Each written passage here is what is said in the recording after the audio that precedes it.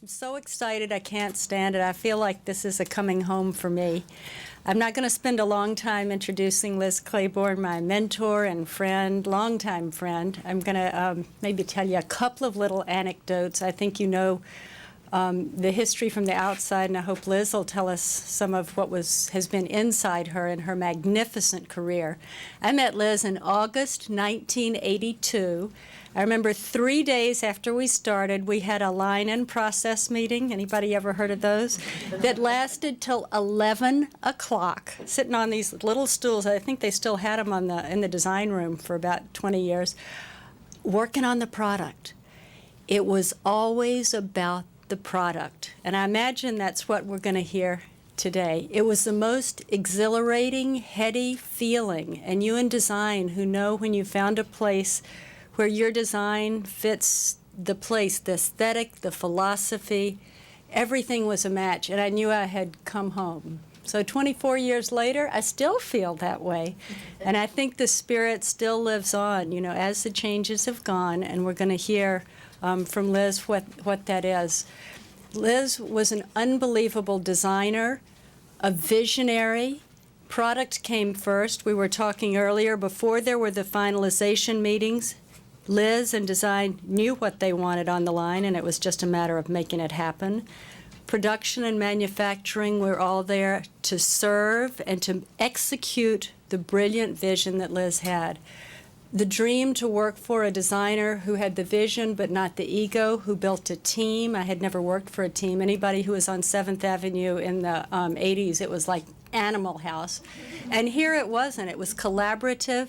You were rewarded, encouraged. The creative spirit flowed. It was unbelievable. And I can't tell you how personally moved I am to have you back, Liz, to be sitting next to you, and welcome here today.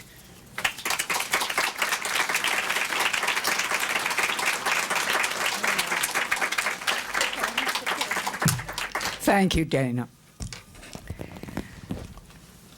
You know, while I was thinking about what I was going to talk about today, I read an article, a profile in the New Yorker magazine. It was a profile on Pete Seeger. I don't know whether any of you remember Pete Seeger or even ever knew of him, but he was a folk singer. He was a folk singer who during the 50s was labeled as a communist. The article, though, was fascinating, and it was fascinating to me because it gave the entire background, his early background, going back to his grandfather, his father, to his teenage years and what he started doing then, to his marriage, and to his finally building his own log house. He was always a real country folk singer and loved the countryside, loved the land. He sang in a concert also in Peekskill with Paul Robeson, if any of you know of Paul Robeson.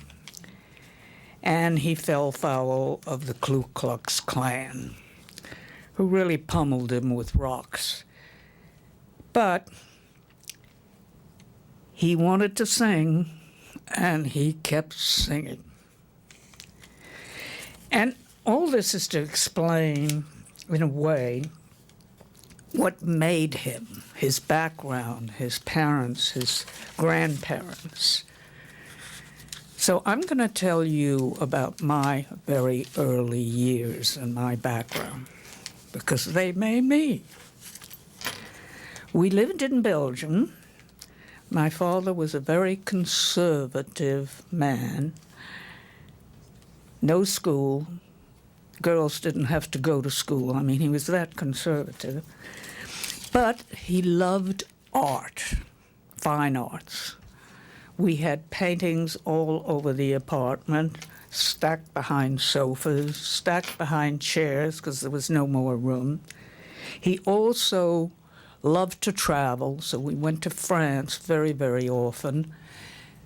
And he really showed me, I think, every cathedral that existed in both Belgium, France, and I a little bit in Switzerland, but they were nothing compared to the French cathedrals. But basically, he just loved visual things. As a matter of fact, when we did travel, he always, if I picked up a magazine or something, he would tap me and say, "Look out the window. It's much more interesting than just reading through a magazine." My mother was a very gifted sewer. She taught me how to sew at a very, very early age. And then came World War II. He stayed in Belgium because we were neutral at first. But my mother and my two brothers and I came back to the U.S. We knew we would be going back right after the war. And we did. In 1946, the early part of 1946, there was no hot water, no heating. Food was terribly rationed. But I began studying art seriously. I never finished high school because I was always behind since I never went to school before. But I went to a painter's studio, studied in Brussels. Then I went to the Académie in Nice, it's in the south of France, and also took private lessons in the south of France. And I had a wonderful, wonderful teacher who took me out in the countryside and said, "Now I'm going to teach you to see." You know, what does he mean? I can see very well. I didn't realize what it was. But one summer, my mother and I went back to the States for a sort of a summer vacation, and I entered, and unfortunately for my parents, won the Harper's Design Contest. They had one every year, and I had done the drawings and sent them off sort of surreptitiously. But when the notices came back, I won the local, and then I won the national. There was no hiding it. The prize was a trip to Paris. We were going back anyway. But it was still wonderful, and I knew then that would be a wonderful thing to have as an entree into the fashion business, because I knew at a very early age, somehow I knew that combining art and sewing, I was going to be a designer. Eventually, my parents were coming back to the United States to retire in New Orleans, and they were driving down. I was 21. At a spotlight in New York, we stopped. I got out of the back of the car, and I said, "I'm not going." I expected a revolution in the front seat, but not at all. My father got out very calmly, went to the trunk, got my suitcase out, put it on the sidewalk, reached into his pocket, gave me a $50 bill, and said, "Good luck to you." Well, my first job after pounding the pavements, but the first stop, of course, was Harper's Bazaar, and they made a few calls for me. And they called this sportswear designer who was called Tina Lisa. And the reason she hired me was that she used what they called in those days sketchers. She could not draw. And she wanted somebody to illustrate her ideas. And she would come and talk and tell me, and okay, draw it up. But she also wanted it in the atmosphere that she saw it in. And I became her assistant. One day the model didn't show up, so she said, "You." You. Me.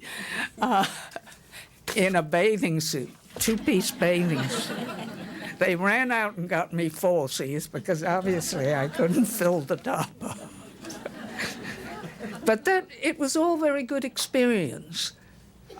It got me into the showroom and I heard the comments, bathing suit. Then I became sort of a regular showroom model, as well as the button girl.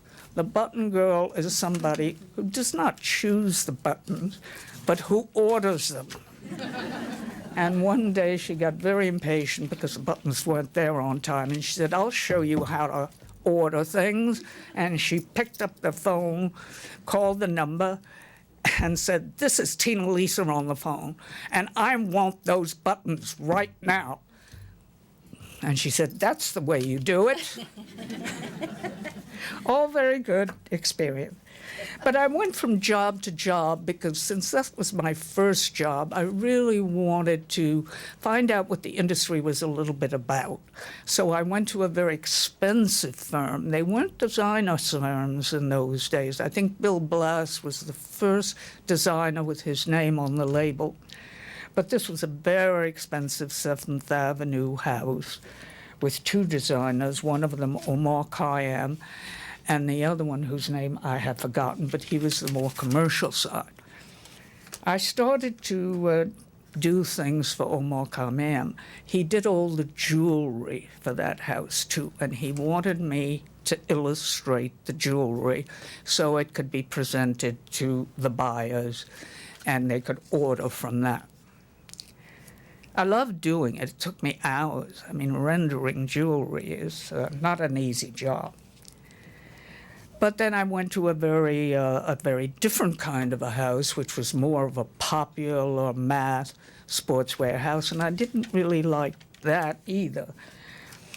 And then I finally got a break as a second designer. A second designer was somebody they put in a small room with a cutting table, a mannequin figure, and a seamstress. And then they threw bolts in of fabric they had left over. And I had to do the draping, the cutting. One of my first things was a big plaid, and I thought, oh my God, I'm never going to be able to do this. But I would get on the phone with an assistant that I knew, and she would walk me through it. You bend it this way, blah, blah. So we got through that, and I was promoted to first design. But then I was expecting a baby. Everything went fine. I worked till the day I had the baby. And lo and behold, 2 weeks later, when I came back to work, they told me, "Oh no, sorry." Well, they didn't really even tell me anything. I walked into the design room and there was somebody else there. So I went up front to the boss and I said, "What is this?" And he said, "Well, we had to replace you." And that was that. But it was really a lucky thing because that's how I met my husband, Art, whom we've been working together for a long time. He was the boss of a rather cheap sportswear company that had a dress division. And he wanted a sportswear look. Dresses were not popular then. Sportswear was it. And I luckily had just had a full-page ad from the design firm that had fired me of a whole group of corduroy things. And he said, "That's what I want." The jobs did not last too long. The professional relationship didn't last because we started having an affair, and the bosses didn't like that. Oh, they certainly didn't like Art doing that. They fired Art, and I said, but he asked me to stay. And I said, "Oh no, if you fire him, I'm going." Brave words. But even though our professional relationship didn't last long in the beginning, the personal one did. We've been married 49 years, second marriages for both of us. But anyway, we then worked informally together over the years. I was a dress designer. He went and made me known as a dress designer instead of a sportswear designer. But, you know, when you need the money, you take what you can get. So I became a dress designer and had several jobs. He was always in textiles and then had his own consulting company. But he was a stylist in the textile firm, so he too was very involved with color, design, the texture of things, the quality of things. And when we then decided, after many, many years, to start our own company, and I never wanted, frankly, to start our own company because we had children. He had 2, I had 1. And I earned a very good salary and helped with the household because he had another family that he had divorced and she had not remarried, and those kids had to be taken care of. So he was sort of supporting his family in Chicago, and I was supporting our family in New York. But when my son was 21, I decided, okay, you know, if anything dreadful happens, he's old enough to take care of himself. So, but when we decided to go into business together, we had to raise money. And many of the people that we went to ask for money, loans, were very concerned that a husband and wife team were going to work together from the very beginning. And they always pulled me aside and said, do you really think this is going to work? I knew it could, of course. So we agreed on the product. Now, Dana mentioned product. That was the biggest thing. But it was easy for me because I had been a designer and had to dress well to go to work, much more so than now. You know, you can dress very casually now. In those days, you couldn't, because you were called into the showroom and you had to look well. But I had neither the money nor the time to shop designer clothes. I had to buy things quickly and cheaply. And I thought that's wrong. You know, working women should be able to buy good-looking, quality clothes at not designer prices. Though a lot of the designers I knew could well afford them, but they had no responsibilities. I had responsibilities. So the goal was always to clothe that American woman who was entering the workforce at that point in really unprecedented numbers. We were very lucky on the timing of our starting our firm.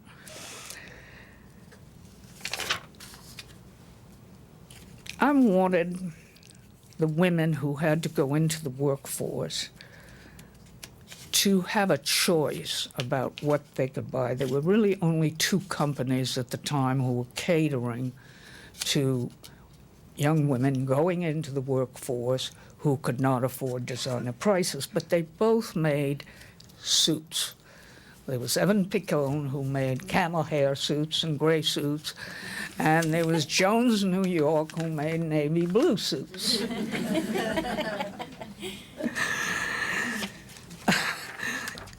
I've lost my place now.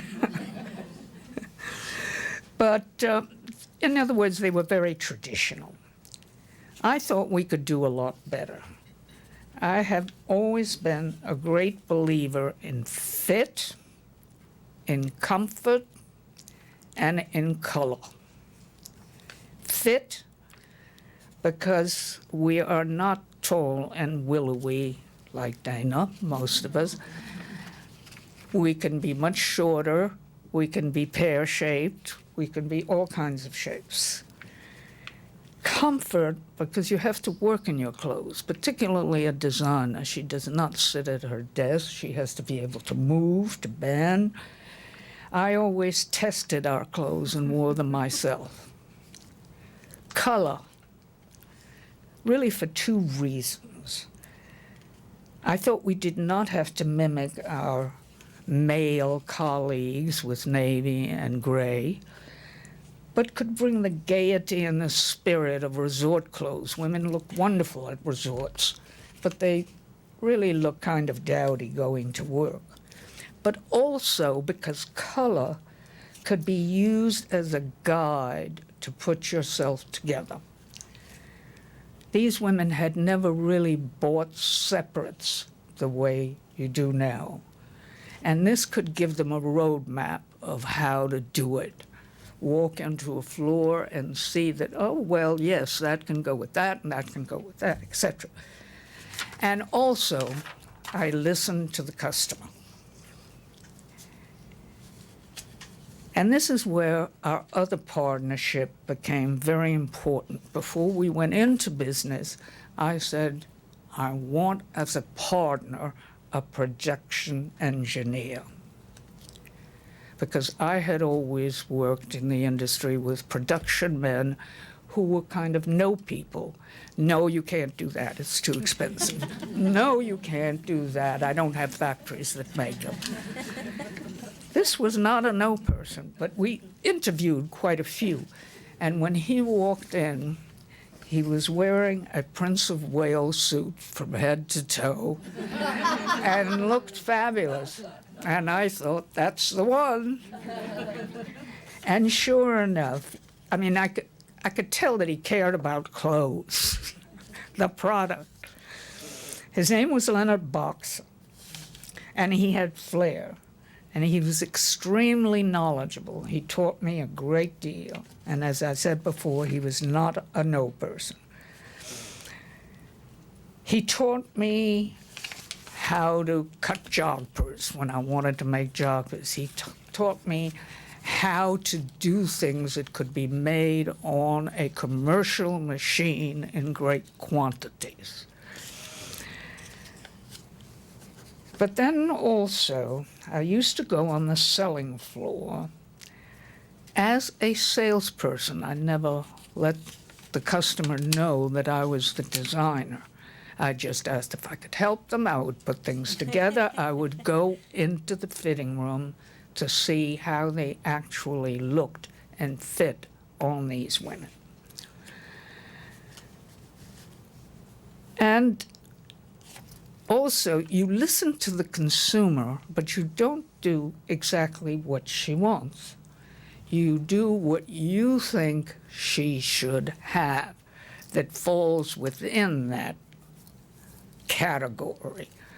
You do listen about colors. I mean, I always liked offbeat colors like lime and yellow, and some of the black customers in particular explained to me that they couldn't wear those colors. And I thought, well, they're right. I'd better think about that. It was all these things that you learn just through experience and doing them. But I think it's very important to remember that you don't do what the salespeople come back and tell you they want. You listen. I knew I had done that. Tissue. The tissue in my bag. No, it's this thing. Sorry, but I just wounded myself. There. Yeah. Thank you, Dana. But we really had to get better known, so we hired a PR person. And to my horror, she felt the best way to get to be known was to go on trips, to give fashion shows and commentary on them. In other words, she wanted me to become a public person. I was anything but a public person. I was always very, very happy, at the cutting table in the sample room with pens in my mouth and draping and doing those things. But she said, you have to go to every Good Morning America show. Dana knows this very well. You have to interview with no matter what little old paper in a local town. And most important, you still have to work the floor not incognito anymore, but as the designer. And I found the women weren't shy at all about telling me what they liked and what they didn't like. And I tried to be a person of authority, you know. Oh, that doesn't look well on you, you should wear this. That's pretty easy, really, because I think most designers have a feeling for that. And this worked. It was hard for me because, as I say, I never really went into the showroom unless I had to. And I enjoyed the back room and creating. But I found that the more I did it, I could enjoy talking to the consumer too. And I built a direct relationship with the consumer, not going through our salespeople, not going through what the buyers told me, but what they told me. And I think that's important. And then I noticed that they often brought their daughters with them, much younger than you, Charlotte. And they looked bored. They, you know, were with their mother. And I thought, well, why not give them something to buy while their mother is shopping? Jeans, T-shirts, chambray shirts, sweaters. It started very simply. So we started Liz Wear.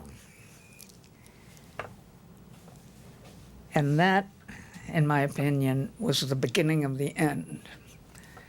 It was so successful. I had dreamed of a small, successful business. And now we were exploding into a multi-divisional corporation. Here you are. Though we were still a very familial company, and in many ways, we still had our company phone book listed by first name, not last name.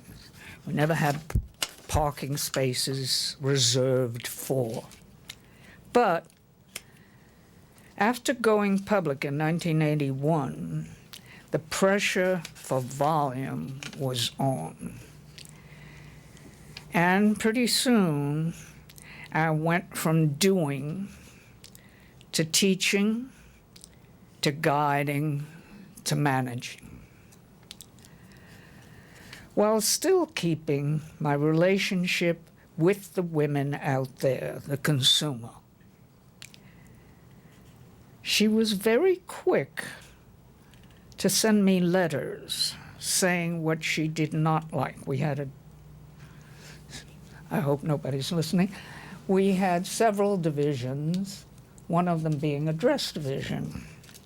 And one season they put out, and it was my fault, really. I should have stopped it. They put out dresses that weren't really Liz Claiborne. And I got a barrage of letters, often 2 or 3 women together, Liz, exclamation point. We are disappointed in you.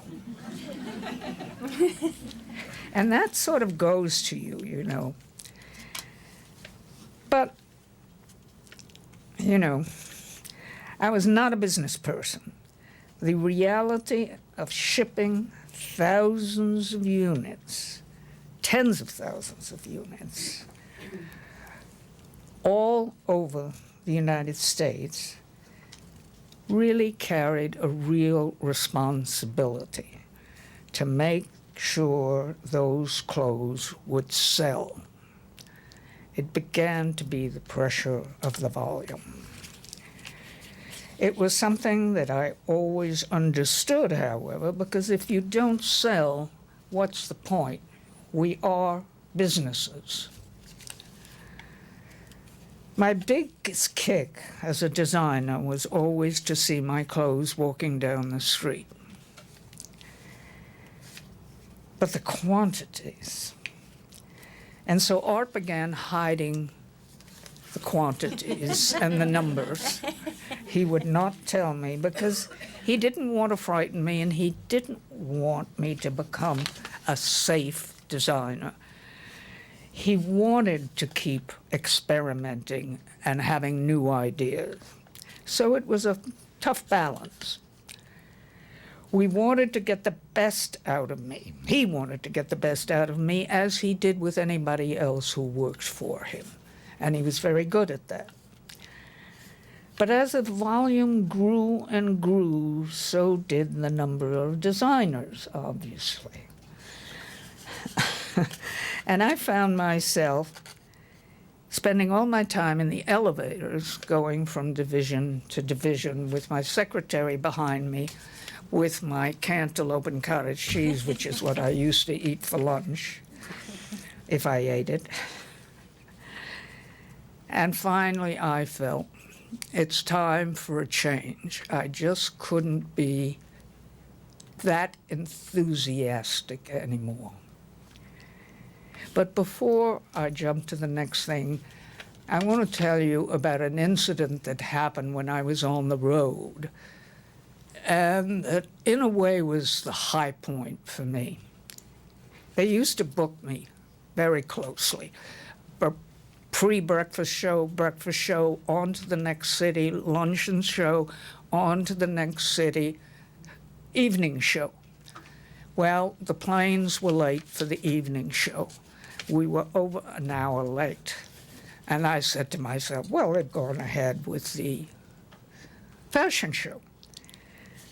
But when we landed, the woman who was meeting me said, Liz, if you can get there quickly, they're all still waiting. We asked them, and they wanted to wait. So when I walked, it was being held in a mall and not in the store. It had gone out into the mall, so it was a huge crowd. And when I walked in, they all applauded. Well, it was like being a rock star for a very short period of time. But it's something I remember. But we did feel it was time for a change. I had really gotten to almost loathe a lot of it because it was just business and running and okaying or not okaying, and you would not okay something, and 2 days later you would find it in the showroom. So it just didn't appeal to me anymore. We had always liked nature, and I especially loved animals. And that led us to spend more and more time traveling to Africa, to South America, to Patagonia, to the American West. We went to Montana by chance, but in a way, what good luck. We loved it. We bought the lodge that we stayed in because it was doing very badly. And the minute we showed any interest, I mean, they came flying in. She, the wife of the person who was going to negotiate with us, brought her whole Liz Claiborne wardrobe with her. And I said, that's great, but you won't have. I'll take it when we go to questions. You know, you won't have any place to wear it here in Montana. But anyway, we bought it that night. It is 1,000,000 miles from the rag business, the garment industry. But we are now very active with our foundation. And the many projects that we support in Montana and around the world. I've always been thankful for the rag business, not only for the wonderful ride. I thought it was a wonderful business. I loved the people, and it was a great ride. But for making all that possible, for us having the money where we could start a foundation.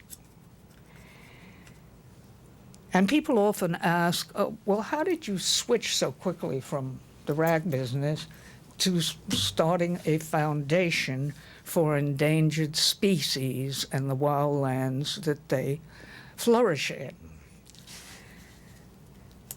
What really led me from the rag business to start the Conservation Foundation, it was kind of an epiphany. Our first trip to East Africa, I got up very early in the morning, the first morning we were on safari. Everybody else was sleeping. And I went out into the property as far as I could go. They had designated how far you could go, and you shouldn't go beyond that, because after all, this was, the wildlands. But I pushed the bushes aside, and there, like on a big screen, if you want, I saw the elephants clumping away, because they all go to a different area to sleep at night. And there were the elephants, trunk, all in a single row. The giraffes are wonderful to watch because they walk in a different way, They walk 2 legs on one side and 2 legs on the other, and that gave them a kind of a dancing rhythm. Of course, the gazelles, the zebras by the hundreds. Oh, I've forgotten what else, but there they were. And the lions, the lionesses, because they're the ones who fight, who go hunting in the morning. And I just stayed there. And I thought, well, if we can't save, I get very emotional, if we can't save those animals, then we really can't save ourselves either. I'm sort of quoting someone else. But it's really a wonderful thing to be able to be doing. It's hard, governments are difficult, corruption, but if we do a little bit in one place or another, if we save a park, if we save an animal, it's all worthwhile to me. And now what I'd like to do is really throw this open to questions to find out what you all might be interested in. Now I would like my second pair of ears, which I forgot. Liz, do you want to sit here to hear the questions, and then I can I can translate? I don't mind standing. All right. Oh, come on, somebody asked something. No questions? What was it like having my mom? Oh, no. Good for you, Charlotte. What was it like it's not on. Is it? I think everyone. Oh. Okay. What was it like having my mom? She was terrific. She came for an interview one evening after work.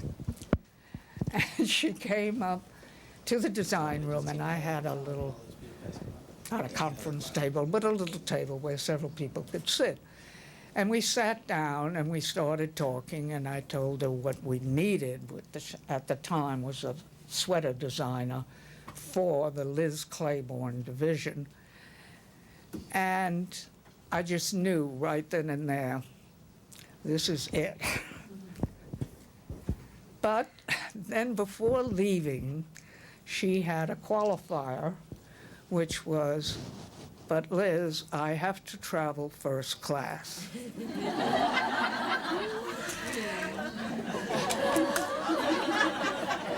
And I said, oh, but I can't do that, Dana. All the other designers don't fly first class. Well, and so I said, I'll think about it, but I'm afraid we won't be able to do that. And she got on the other side of the glass door. I was letting her out. And I thought about it, and I thought, I can't lose her. So I opened the door again and said, Dana, I think we can work it out. And that's what happened. But she was fabulous, except I have to tell you, this is Art's favorite story. No, I know. We used to go to Hong Kong very often, and we would have sort of planning meetings at a round table in our room. We used to get a big suite so that everybody could come in and work. And Dana was at the table, and we were discussing a line of chinos, which we did in Liz Sport. And they were really a more conservative sportswear line than Liz Wear. And Art said, "You've got too many colors. There's no way we're going to distribute this properly." And Dana popped up and said, "Drop the khaki."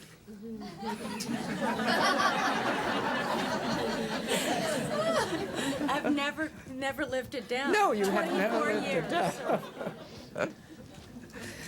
But she was very good, and she used to make what we called, cheapos? El Cheapo. El Cheapo. El Cheapo was like a leader, We didn't make much money on it, but it had to be new and of the season and a great buy.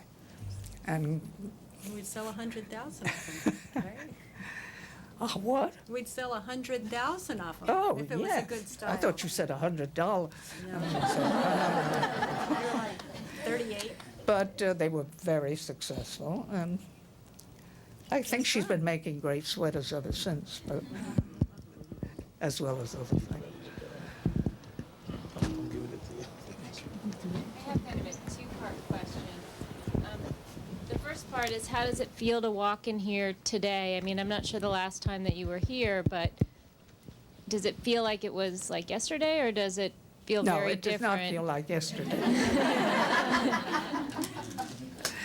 It was a much smaller company in the sense that it only had, we did finally do large sizes and petites and menswear.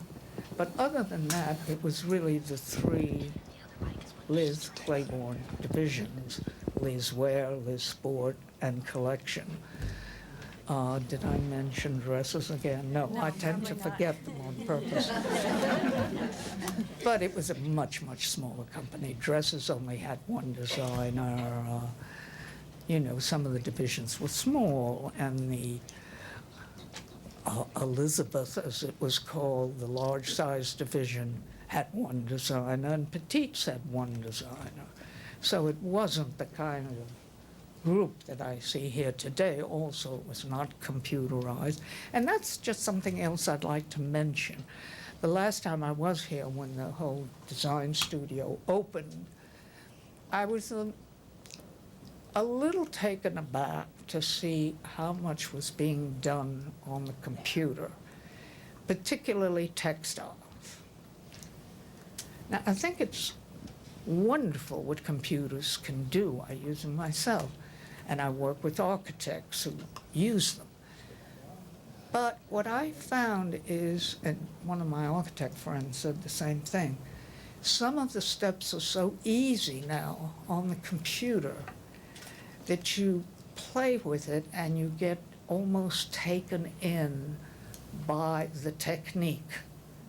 And you don't have to think the way we used to have to think about a color combination in a print, for argument's sake, or even in a woven. It could simulate the colors so easily. So that it was, oh, you don't like that? Well, we'll do this. You don't like that? Well, what about if we did this? So it's a little bit less creative than, I think, going to the specialist, who are professional textile designers and who would show you a line of what they had done. And I think you miss that interchange with a designer who is not exactly in your field, but if you have a good rapport with them, they understand what you're looking for, etc. And it's just a warning, these become almost toys and not a means to an end. But that's just a little warning. I have a question, Liz. When you started, you thought up a type of clothing that didn't exist. Snappy, That's correct. colorful. It was a void. You saw a void and went into it. If you were going in business now, Liz, what would you make? As I said, we were very lucky at the time, Dana. I'd have to be immersed back into the business to know what I would make, but I would definitely make something on the sportswear, in the sportswear field. I might have gone up a little in price because I thought we were keeping it too inexpensive because of the volume, and that I couldn't use some of the quality fabrics that I love to use. So I was a very disciplined designer, and when art discovered in the Far East a chambray that cost 60 cents a yard, I said, oh, great, now I can do anything I want with it. But I don't know, Dana. I don't think it's as easy today. First of all, you don't have the buyers that we had. The buyers were a very influential part of this business. Even though they had to bottom line it, they were still, some of them were powerhouses. And you went up to see them, they came to see your beginnings of a line, and they were very openly critical. I'll never forget one of my buyers at Lord & Taylor. I went up to see her on her floor, and when we finished talking, she got up and walked out with me. And she held me back from walking straight out, and she said, now, Liz, I want you to appeal to 100% of these people who come on my floor. Well, that's impossible. But I took it for what it was meant to be, a warning. Don't get too special. But they helped you a great deal, too. And that's why we became very good friends. They told you what was selling, but not to copy it, just to let you know what was going on a floor like that, which was a dress floor at the time. They don't do that anymore because I don't think they even pick their styles and quantities the way they used to. I did get entrenched in how buyers buy a line, and that was something for me to learn, that they can't buy soldiers, as our other partner, Jerry, used to say. They're out of business right away if they sell one size. So don't be too spread out in colors, in styles, so that a smaller division of a store or a smaller store cannot buy the line properly. If you cut down on the amount of colors and cut down on the amount of style, they will be able to buy in depth. Now, obviously, you take that with a grain of salt because you still want to experiment. And I learned enough to know that yellow and lime, my favorite color, did not always fly off the rack. I mean, recently they've been very good, but however, one of the shirt buyers told me, I'll still buy your yellow shirts because if I stack them up, it makes the other colors pop. And she was right, and she would invest a certain amount just for the excitement that it brought to the floor. She might have them all on sale at the end of the season. What do you think about current fashion today?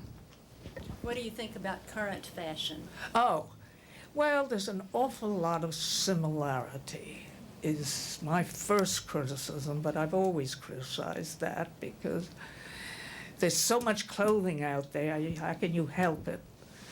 It's really depressing at times to go into the stores and shop. I, by and large, don't go into the department stores anymore. But current fashion, I think, is great, most of it. But again, I think you have to find your style. Fashion is one thing. I find the young people too often following style only and not having a look of their own, not having a style that they believe they can pass on to the consumer. And style is much more important than fashion. Fashion comes and goes, but if you have style and if you were known for making certain things, I never made evening dresses because I knew I would be terrible at it. I never made purple or Peplums. peplums Or Pointel. and Pointel because I thought they were bad taste. And well, purple I was wrong about, but the other two I think I was pretty right about. For us. And that's my one big criticism, I think, is that most lines somehow come out with the same variety of things and will make almost anything. Dresses are in, little shoestring dresses are in. We've got to have those. Well, no, you don't have to have those. I mean, I'm talking to a lot of different divisions here, obviously. And it depends how big you are and how much you have to ship, etc. But we still never made certain things. I didn't care what the salespeople said. They'll have to go someplace else to get it because I can't do it. And I can't even criticize it properly because I don't like it. I still believe in that. That's what I need. Yeah. I certainly can remember, it was 1979, Oh. and I was a baby assistant buyer at Bloomingdale's. Oh. And I had just gotten into the better sportswear department, and I was surrounded by Evan Pacone suits and Jones New York suits, and in came 2 rolling racks of Terry loose-on tops in orange, yellow, lime green. There probably was a black, there was a turquoise, and probably a black and white, and the business was phenomenal. Well, that was one of our hot runners. That's right. But believe it or not, that top started out differently. It was, I think, on our first line. And we had a buyer come up and look at that first line.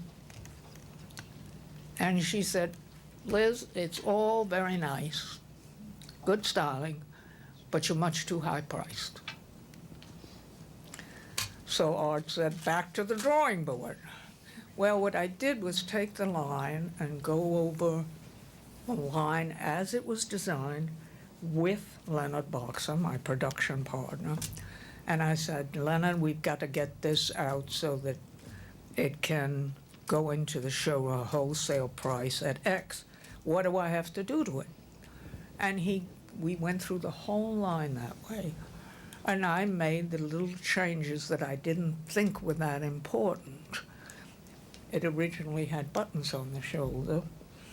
And he said, that's a big problem for the factories because they can't use a machine that goes all the way around the neck, et cetera, et cetera. And it was item after item like that until we went offshore. And when you go offshore, you're allowed to do a great deal more. But the first lines were produced domestically. And she was right. We got our prices down.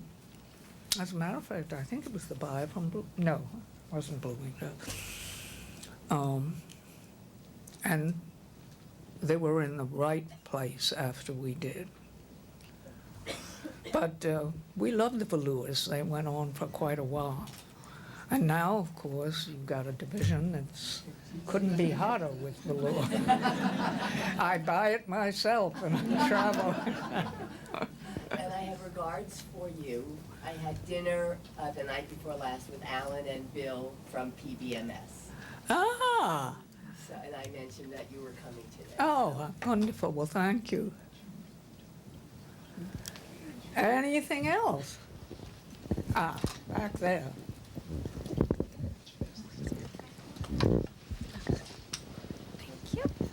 Hi. We've been doing a lot of talk in Liz Claiborne Accessories about who the Liz Claiborne customer is. And I'm just wondering, since you started the brand, who do you really think she is and what are some key characteristics? She's in accessories, and they're talking about who the Liz Claiborne customer is. Who do you think she is today? I don't know.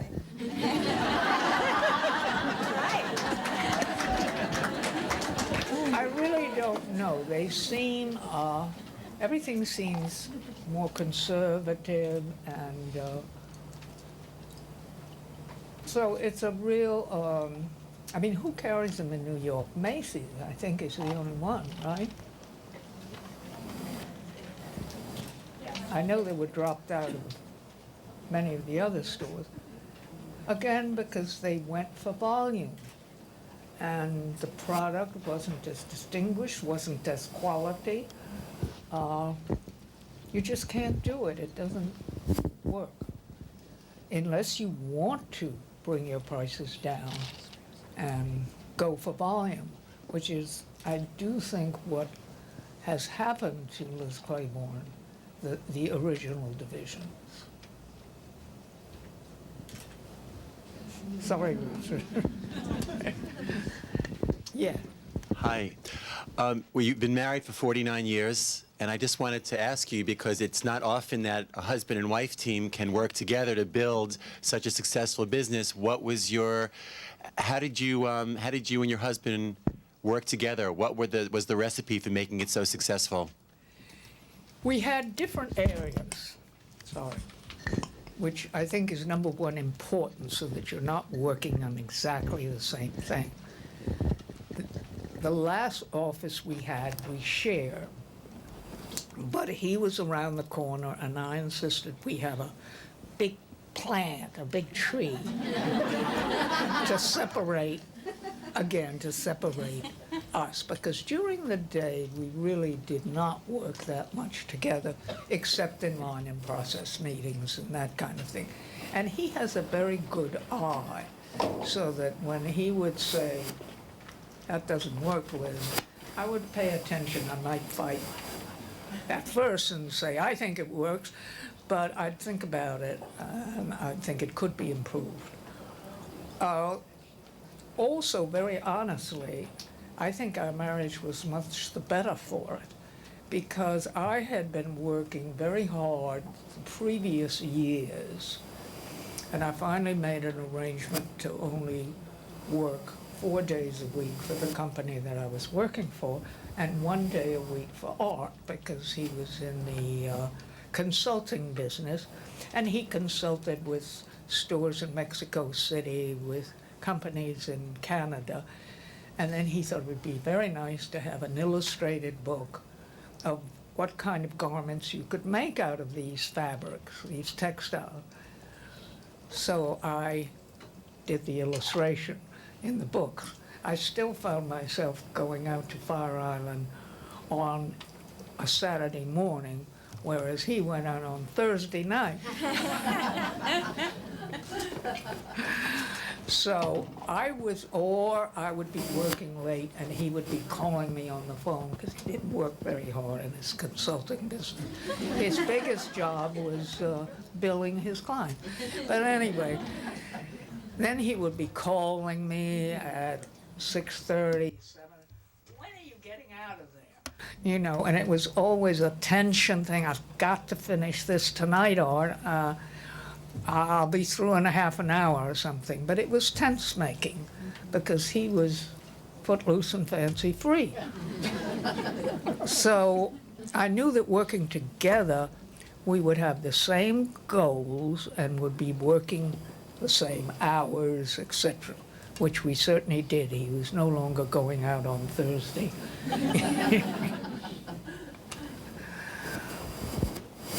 There's a question over here. Hi.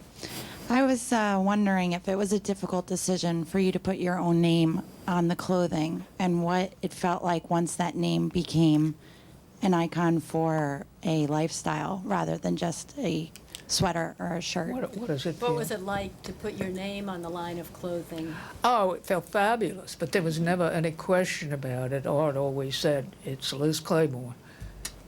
And I had suffered from never having had my name on the label, because I was a designer with a company. You know. And I used to say, too, that it was, in a way, not the best place for a creative designer, even though I hired Dana, because a lot of the designers had good ideas, but I would nix them because they weren't, not because they weren't my ideas, but because I didn't think that they were what we should be making because it wasn't my taste. But you did it very nicely. Well, as I say, I was telling Dana that I think she was Women's Wear, wasn't she, at the Yes. time? When she was interviewing me for a book she was doing, mentioned in the book that I was intolerant, that I was impatient, that I would bang the table and say no, and that kind of thing. And I thought, gee, I never thought I was that way. No. But I'll tell you, it feels wonderful to have your name on the label. However, it does not feel wonderful to have your name on the label after you've left and the clothes are not always what you would like them to be. When we had the store down on Fifth Avenue, you know, we had our offices in the building. And I used to go by like this because I really didn't want to see a lot of that. And you cannot get your name back. That was a warning I gave Dana. too. Freely given. No problem. You can have it. Quickly, I have a design team that reports to me that unfortunately couldn't be here because there were so many people who wanted to see you, which is a nice thing. But if you had one piece of advice that I could bring back to my design team, what would it be? One piece of advice for a design team. Well, what do you mean by a design team? Several For the designers, just one piece of advice as a designer For her that you group that felt. designs her division. Doesn't have to be it's more one specific piece for of design. advice boiled down to What was your most important lesson that you learned? well, I think I would go back to emphasizing what I have been saying about find your niche, find your style, and really push that through. Of course you vary it with the seasons, but who are you appealing to? What are the clothes all about? You can't appeal to the whole world. I don't care about that Lord & Taylor buyer. You've got to find your niche. And we did concentrate on that in the beginning. And we would not make suits especially because we knew we had very tough competition in suits. I finally had to learn how to make a jacket, but they weren't very good in the beginning. But yeah, what is your goal? And design into that framework. Of course, you've got to agree first. The team, that is. But it's important. You can't be all over the lot. And I think the clothes out there, meaning out in the retail world, would look a lot better if you knew you were going to expect this from this one and that from that one. Mm-hmm. You more or less know what you're going to expect from Juicy Couture, though they're now going broadening and broadening and broadening. But still, it's a certain look and a certain style. There you go. Hi. One more question. This will be the last question. Hi. Where did the concept and the meaning of the triangle come from? I'm glad you asked that because it's really no longer a triangle. But we had an interior designer, a graphic designer, who did both our offices and showrooms and designed the logo.